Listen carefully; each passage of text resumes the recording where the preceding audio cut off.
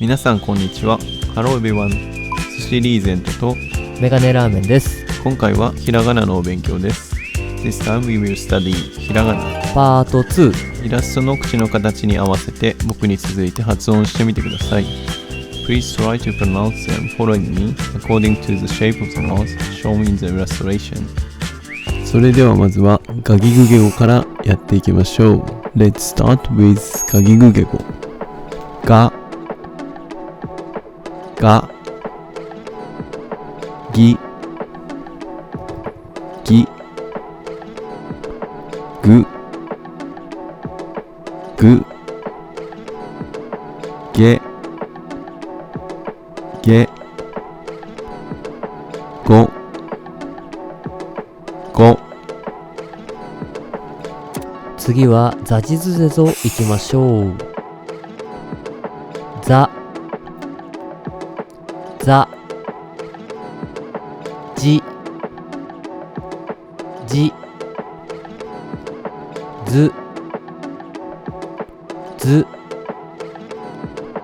ゼゼ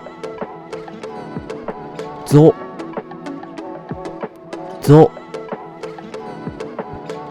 次はダジズデドいきましょう。ダダジ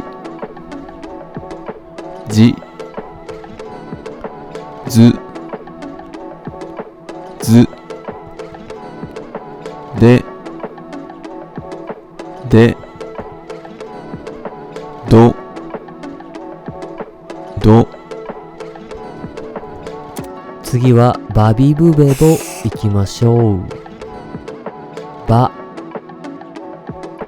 バビビ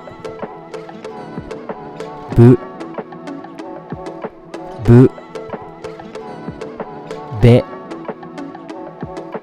ベボボ。最後はパピプペポいきましょう。パパピピププペペポポ。はい、皆さんお疲れ様でした。うまく発音できたでしょうか？ Everyone, good job today. Did you pronounce them well? 質問や意見があれば気軽にコメントしてください。If you have any questions or opinions, please feel free to comment.